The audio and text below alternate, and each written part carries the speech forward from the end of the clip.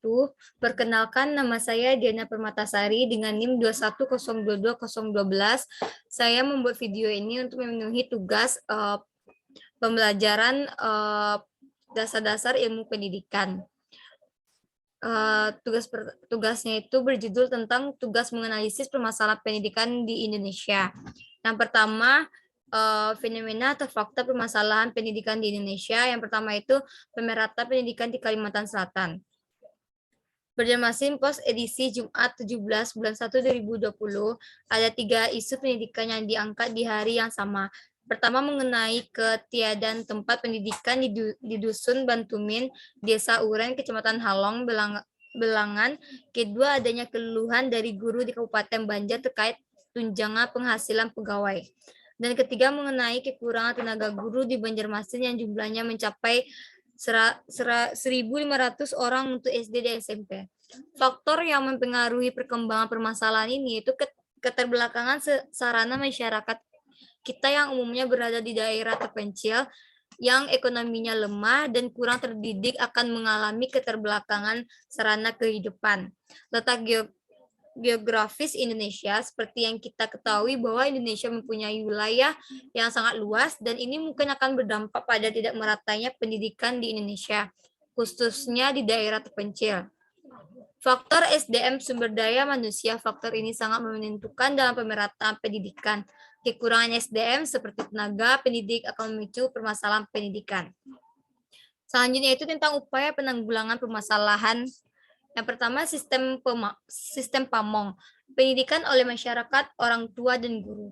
Ke beberapa provinsi, SD kecil pada daerah terpencil, sistem guru kunjung, SMP terbuka, pengelolaan pendidikan, ketenagaan, pendidikan tenaga pendidikan antara lainnya pada peningkatan kualifikasinya. Memberikan kesejahteraan kepada seorang guru, mengirimkan tenaga pengajar yang berkualitas ke daerah yang kekurangan tenaga pendidik, serta peningkatan SDM. Tenaga pendidik yang sudah ada, perbaikannya fasilitas kekurangan atau kerusakan fasilitas pendidikan jelas akan mempengaruhi kualitas pendidikan karena secara psikologis seorang anak harus belajar pada lingkungan yang kondusif dan dukungan oleh sarana yang lengkap.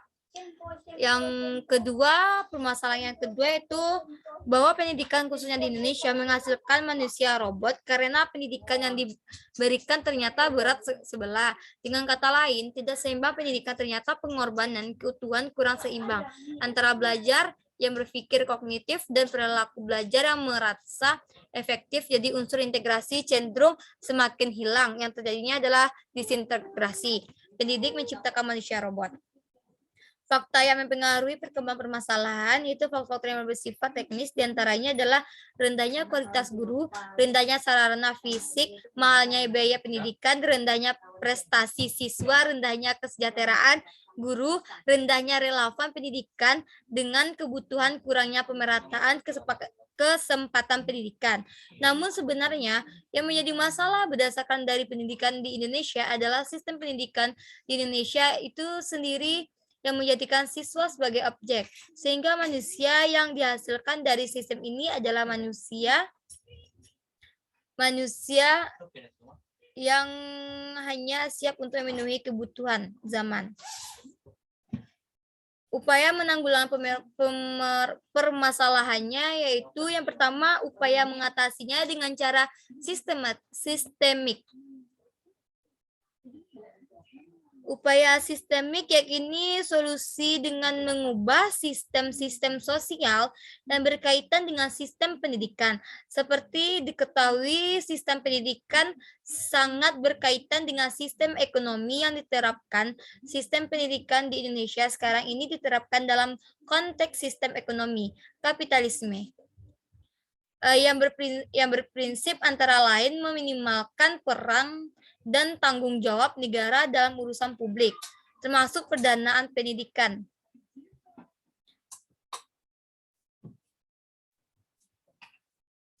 Permasalahan yang ketiga yaitu tentang kurangnya minat baca oleh pelajar. Membaca adalah gerbang dalam mengarungi kayanya khanzana ilmu pengetahuan. Dengan membaca akan membuat seseorang siswa atau pelajar akan memiliki lebih banyak wawasan. Oleh karena itu, peranan seseorang guru maupun orang tua dalam mengarahkan anak didiknya untuk rajin membaca sangat fundamental. Namun faktanya minat baca di kalangan siswa atau pelajar masih kurang. Tapi bukan berarti semua siswa memiliki minat baca yang rendah karena sebagian pelajar masih ada yang memiliki motivasi untuk membaca.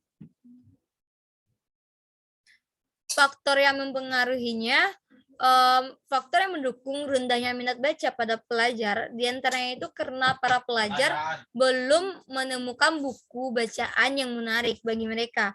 Kecanduan media sosial, games online, dan platform online lainnya.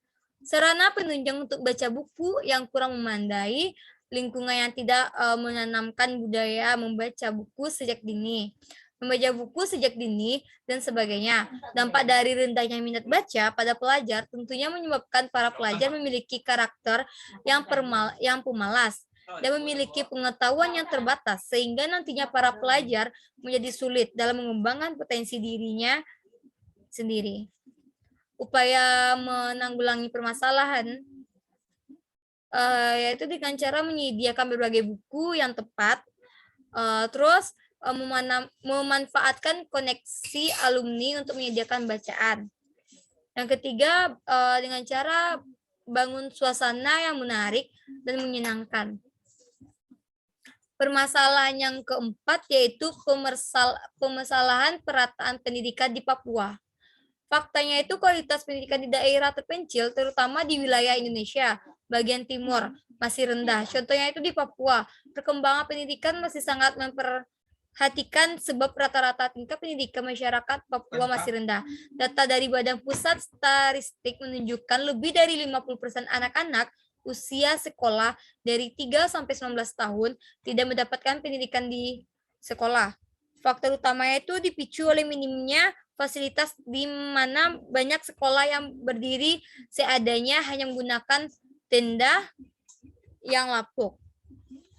Faktornya itu kemampuan membaca menulis dan berhitung yang rendah di Papua disebabkan oleh beberapa faktor, yaitu tidak adanya proses pembelajaran yang teratur lantaran tingkat ketidakhadiran guru yang tinggi. Faktor lainnya itu adalah angka kekerasan terhadap anak tinggi sehingga membuat siswa tidak nyaman di sekolah, ketidaktersediaan media pembelajaran, serta dukungan masyarakat masih rendah.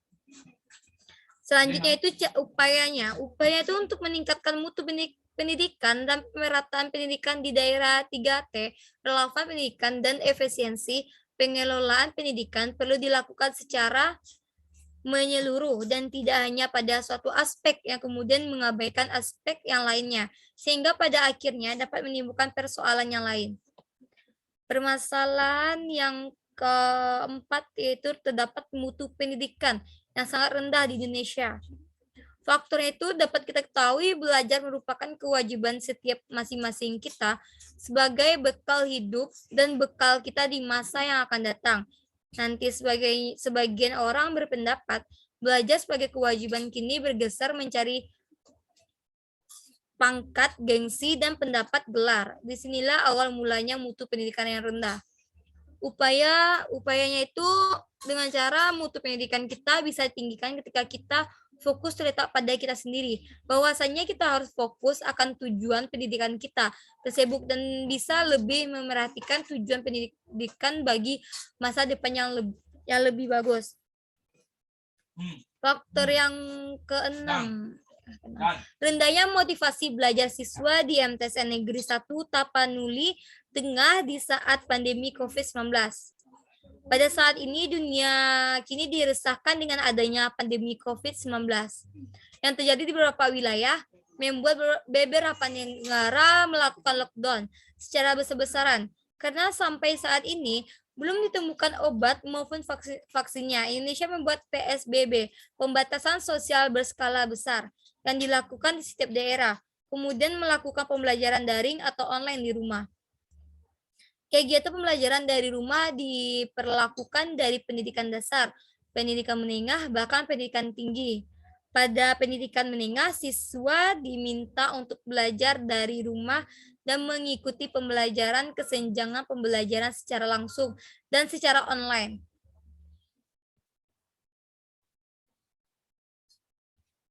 Faktornya yang pertama faktor internal, yaitu faktor yang bersumber dari dalam diri siswa seperti kondisi jasmani dan rohani, cita-cita atau aspirasi, kemampuan siswa dan perhatian.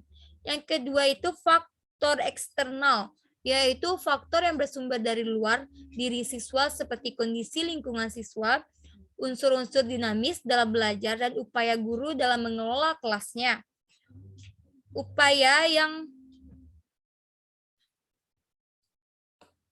Upaya penanggulangan permasalahan ini yaitu dengan cara bagi siswa agar lebih meningkatkan motivasi belajar pada masa pandemi COVID-19, ada baiknya bertanya pada teman atau orang tua apabila mengalami kesulitan dalam belajar. Yang kedua, bagi orang tua sebagai masukan agar lebih bisa membagi waktu dalam mendampingi anak belajar rumah dan tetap memeriksa apakah anak benar-benar belajar di rumah. Permasalahan yang ketujuh, mutu pendidikan di Samarinda. Faktor terdapat pada permasalahan ini terdapat siswa yang menganggap enteng pada UN, sehingga bisa saja mereka kurang serius ya belajar dan kurangnya siap dalam menghadapi UN, perubahan sistem yang menjadi kebijakan nasional. Upaya untuk mengatasi permasalahan ini yaitu menyempurnakan kurikulum, misalnya dengan memberikan materi yang lebih esensial dan mengandung muatan lokal, metode yang menantang dan menggairahkan belajar, dan melaksanakan evaluasi yang keracuan PAP. Permasalahan yang ke-8 yaitu terdapat mahalnya dana pendidikan di Bengkulu. Faktor yang terdapat pada permasalahan ini yaitu belum tercapainya efisiensi pendidikan karena biaya sekolah yang meningkat baik sebelum pandemi COVID-19 maupun di masa pandemi.